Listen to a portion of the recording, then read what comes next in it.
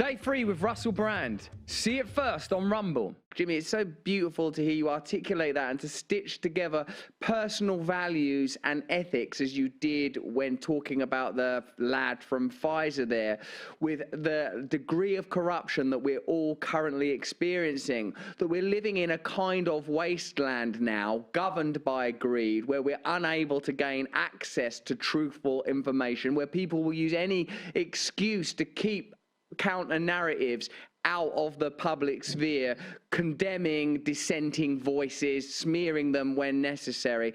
And it's not only with this subject, it's with any subject where they want absolute sovereignty over the way that the story is told. I'm assuming that you're participating in this anti-war rally later this month, Jimmy, because you believe that the reporting on the Ukraine-Russia conflict is similarly biased and probably due to a similar set of interests. Well, they had the same kind of restrictions on us on YouTube. I'm sure you understand it. We weren't allowed to tell that the war crimes being committed by the Ukraine Nazis and then trying to blame it on the Russians, we couldn't say that because that would be denying a mass casualty kill or violent act, which we weren't. It happened, but what they said didn't happen. The Russians in Bucha we're talking about. So we were debunking that. We had Scott Ritter on. They're not allowing, again, so they have to have narrative control. And in the United States, there used to be 50 giant news media companies, right?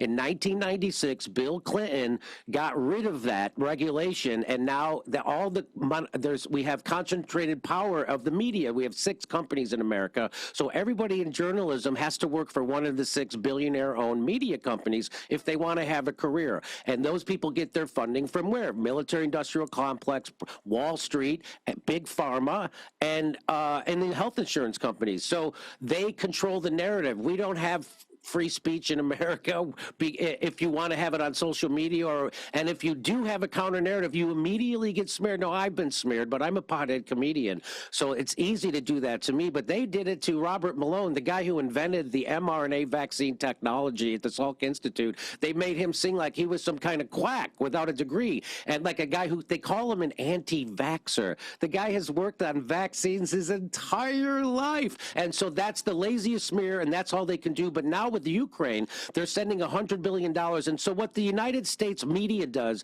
is they start the story about Ukraine. They start the story at Russia's invasion of the Donbass. They don't ever start with in 2014 when the United States and the CIA instituted a coup. And how did we do that? We got in bed with right-wing Nazis to overthrow a democratically elected president of Ukraine who was more friendly to Russia than they was to the European economic model. Now, why was he more friendly to the Russian economic model than European? Because the Europeans are neoliberal worker crushers, and they wanted they wanted Ukraine to now give up all their social programs, give up pensions, give up taking care of workers' rights. That's what they wanted. He didn't want to do it. That CIA instituted a coup, overthrew him. The United States, the people in America have no idea that happened. Then they installed a government that was friendlier to Russia. And then, Zelensky actually, when he campaigned on uniting the country. He campaigned on ending the war, on peace. And then, of course, the CIA, NATO, and the right-wing Nazis inside Ukraine won't let him do that. And so he's a puppet. So I kind of feel sorry for Zelensky. He's a puppet of these people, and he knows he'll be killed if he look what happened. Look what happens when someone stands up against the United States. Look what happened to Muammar Gaddafi. That he doesn't want that to happen to him, right? So he's going along with this. And so what people don't realize is, so why is there a war in Ukraine in the first place? It's because the United States is afraid of Germany and Russia coming together in an economic fashion. What they're afraid of is Russian manpower and natural resources combining with German capital and technology. And then they would be the economic force that the United States couldn't compete with. And so we're doing this this? Why do we blow up the Nord Stream pipeline? Why do we want Germany to be at war with Russia? Because we don't want them to come together, because it's all about economics. As always, if there's a United States involved in a war, it's about stealing natural resources or about hegemony. And so right now, the United States, because Russia was selling up to 40% of the energy to Europe, so the United States wants some of that market. So now we're selling liquefied natural gas at higher prices to Europe than we are at home, and they're trying to get people in the United States to use less natural gas so they can sell more at higher prices in Europe. And Europe is going along because they're being bullied by the economic hegemon that is the United States. I don't know why they're still going along. They're hurting their own people. We had the prime minister or the foreign minister of Germany say that she's committed to the Ukraine people and she doesn't care what her own people say.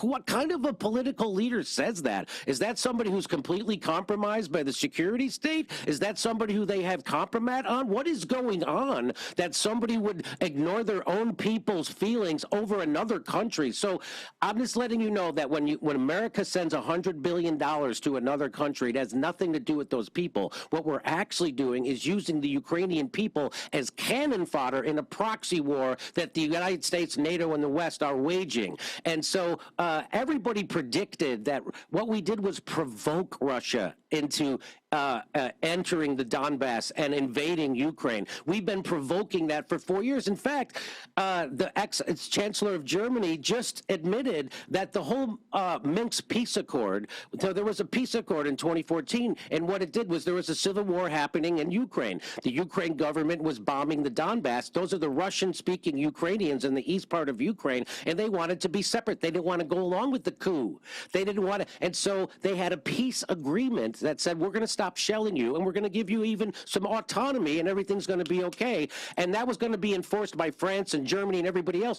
They never enforced it. Ukraine never stopped bombing the Russian-speaking people in the Donbass, and then they ramped it up. So the reason why they had that peace accord, the German chancellor admitted, was to give Ukraine enough time to build up their military, so then when they finally did provoke Russia to invade Ukraine, they would have a big enough military to fight them off. So that was provoked. The bombing of the Ukraine and went up twice as much in the months before Russia invaded. So again, what's happening, and people in the United States have no idea what's happening in Ukraine. What's worse is they have no idea that they have no idea what's happening in Ukraine. Right now, we're calling Putin a madman who invaded his neighbors, as the United States is occupying a third of Syria. And why are we occupying a third of Syria? For the oil. How do I know that? Because the president of the United States said that on camera, that the reason why he has troops in Syria is so we can steal their oil. And so somehow that's okay, and somehow Russia's bad. And we're still committing a genocide in Yemen,